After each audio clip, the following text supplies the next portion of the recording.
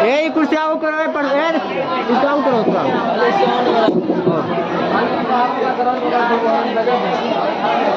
Green सरारा kilo आड़ा कर करो आड़ा करने आ थोड़ा ये कुर्सी और आगे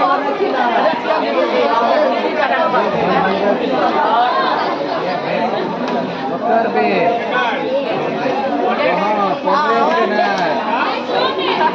अरे वो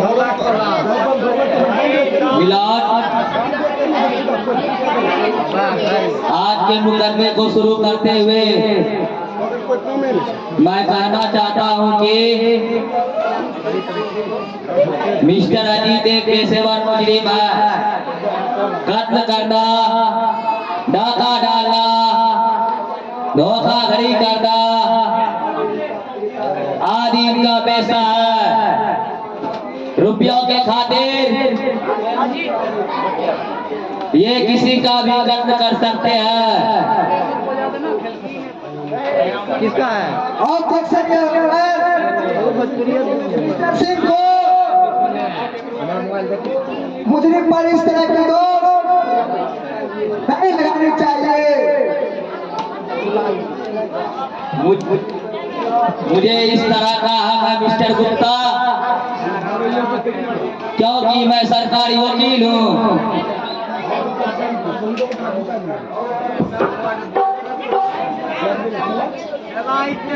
order order order mister Gupta please your seat. Mister Singh आप अपने बयान को जारी रखें। Thank you blood. हाँ तो मैं कह रहा था कि मिस्टर अजीत एक पेशेवर मुजरिम है। कत्ल करना, डकैती डालना इनका पैसा है। अपने इसी पैसे के कारण इसके पहले भी कत्ल और डकैती के जुर्म में जेल जा चुके हैं और इस बार भी अपने इसी पुरानी आदत को दोहराते हुए जागीरदार मिस्टर प्रेमनाथ के संपत्ति को अपने कब्जे में लाने के लिए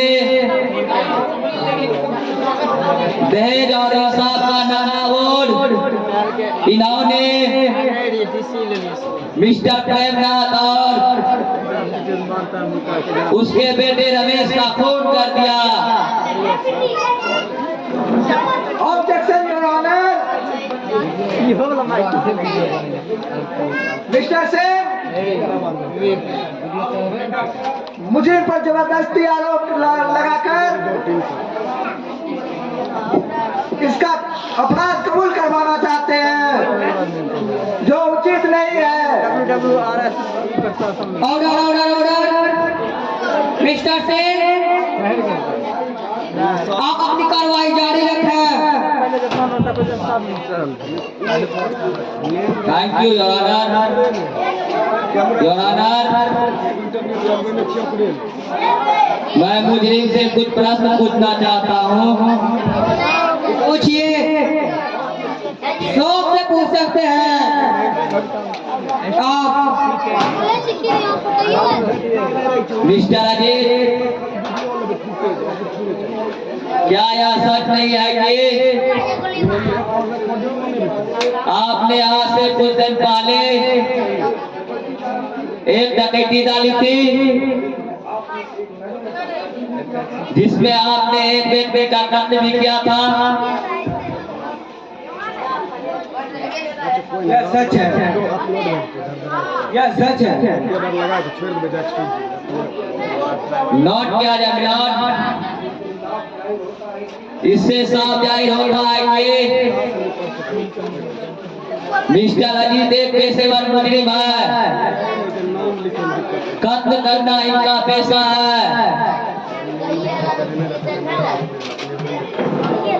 ऑब्जेक्शन योर ऑनर।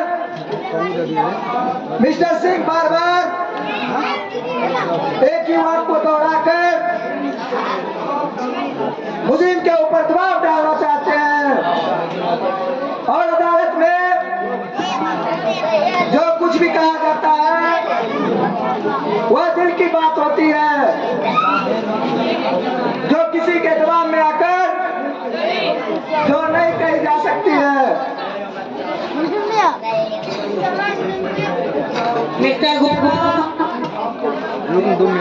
यदि आपको कुछ कहना हो तो शौक से कह सकते हैं।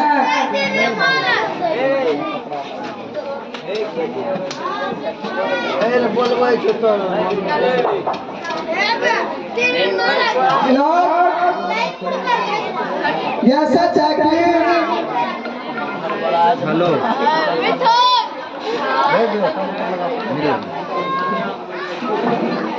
मिस्टर अजीत ने प्रेमनाथ और उनके बेटे का खून किया है, पर मैं अदालत को यह गुट किन परिस्थितियों में क्या मिस्टर अजीत उस समय किस आवेश से भरे हुए थे, मैं जानता हूं कि मिस्टर अजीत को कड़ी से कड़ी सजा होगी। फिर भी मैं अदालत में कुछ जवाब पेश करना चाहूंगा। मैं अदालत से इसकी इजाजत मांगता हूँ। इजाजत है। मेरा पहला गवाह भगत राम है।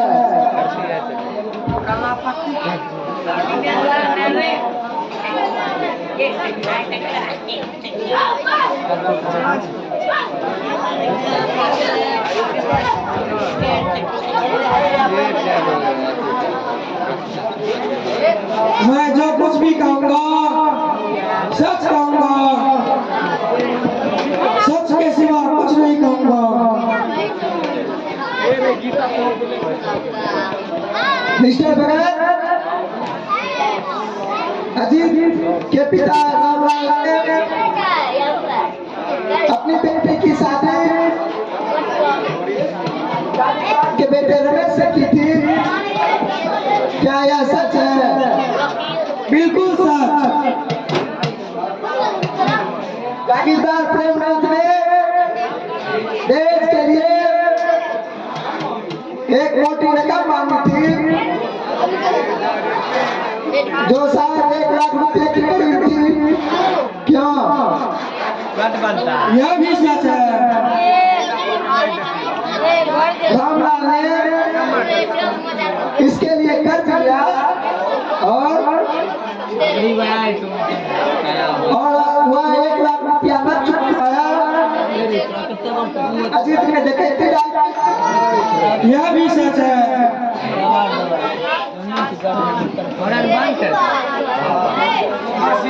ऑब्जेक्ट द्वारा इस गवाही से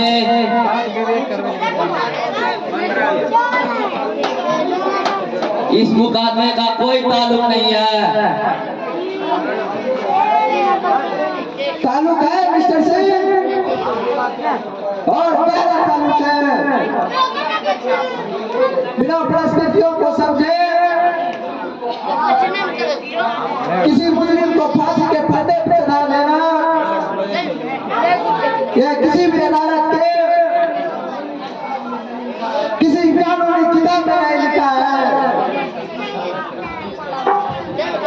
mister Singh, please take your seat. Mister Gupta, आप अपनी कार्रवाई जारी रखें। Thank you. हाँ, तो मैं मिस्टर भगत राम जागीरदार रामलाल को रुपयों के लिए हमेशा तंग किया करता था, क्या यह सच है? बिल्कुल सच है। संजय नोट किया जाए मेरे ऑनर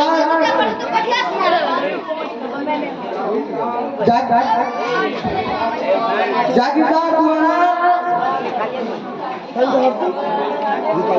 बड़ा बनवा में जाने वाले रुपये जब रामलाल ना चुका पाया देश के भूखे जागीरदार ने रामलाल के बेटे की शीला की हत्या कर दी और रामलाल इस सदमे को बर्दाश्त न करने के कारण पिता की मौत के बाद म्यांमार में अजीत ठाकुर के हवेली में पहुंचा। जब वहां न्याय न मिला तब आवेश में आकर अजीत ने उन दोनों का खून कर दिया। मैं अदालत से अर्ज करना चाहूंगा कि परिस्थितियों को देखते हुए मुझे को सजा दी जाए। फैसला दिया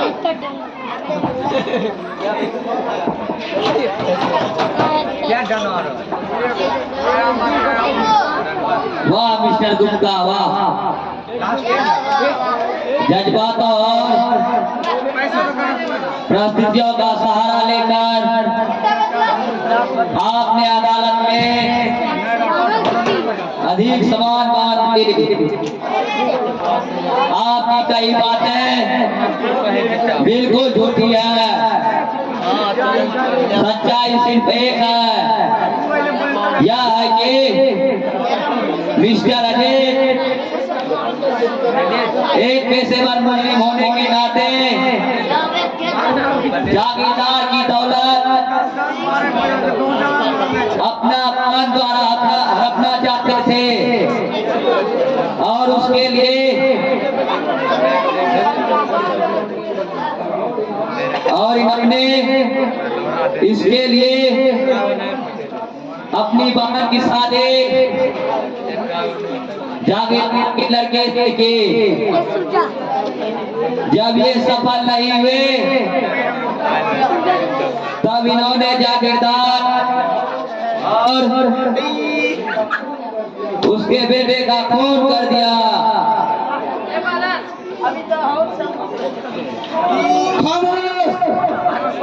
न्याय के रखवाला, मैं जानता हूं कि कानून की तुम्हारी मोटी मोटी किताबों से सिर्फ एक ही आवाज आएगी कि अजीत अब एक अपराधी है, उसे कड़ी से कड़ी सजा दी जाए और कानून से सबसे ऊंचे ओहदे पर बैठे तो मजीद को फांसी का हुक्म दोगे।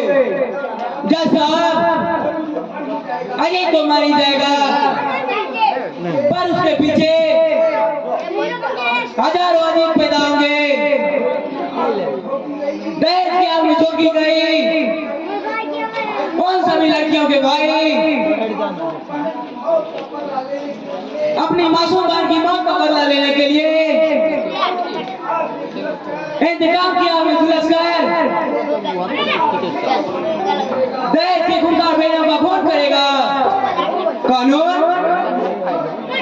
उन्हें फांसी पर चढ़ा देगा। फिर भी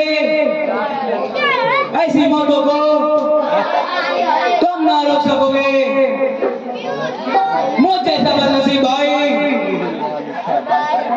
अब इस कटघरे में प्राय खड़ा होंगे।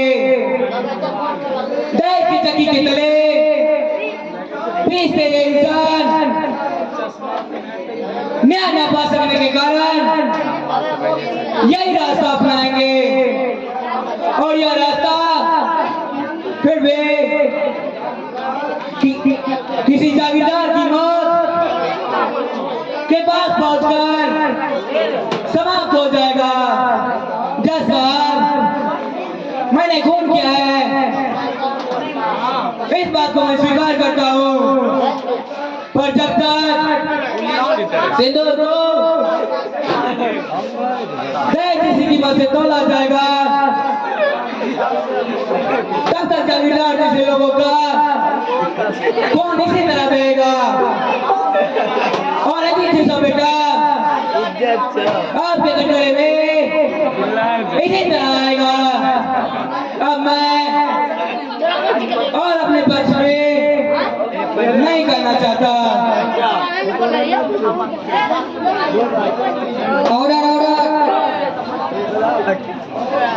तमाम बयान और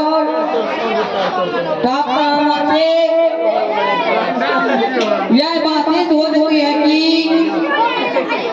मिस्टर अजीत खूनी है और इन्होंने ही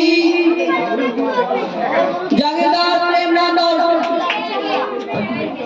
उनके बेटे का खून किया है। सब परिजनों को उम्र को ध्यान में रखते हुए अदालत मुजरिम को धारा 300 अंतर्गत 2 के अंतर्गत 15 साल की सख्त सजा सुनाती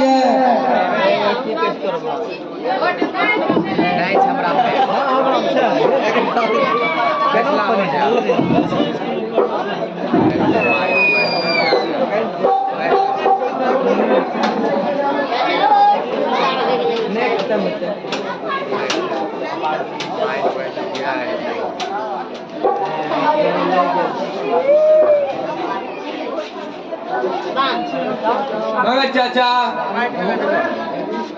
अजीत बेटे क्या से क्या हो गया? क्या से क्या हो गया अजीत बेटे? भगत चाचा अब मेरा इस दुनिया में कोई नहीं है। मेरे जायदाद को तुम बेच देना और उससे जो रुपये मिले उन्हें तुम उन मजबूर बाप और भाइयों में बांट देना जिनकी लड़की की शादी दहेज के बिना ना हो रही हो। चलो देरी हो रही है। चल रहा हूँ इंस्पेक्टर साहब। अब जिंदगी जेल की 4 दीवारियों में ही बितानी है। 15 सालों के बाद जब मैं निकलूंगा तब भगत चाचा की तरह हो जाऊंगा। क्यों भगत चाचा?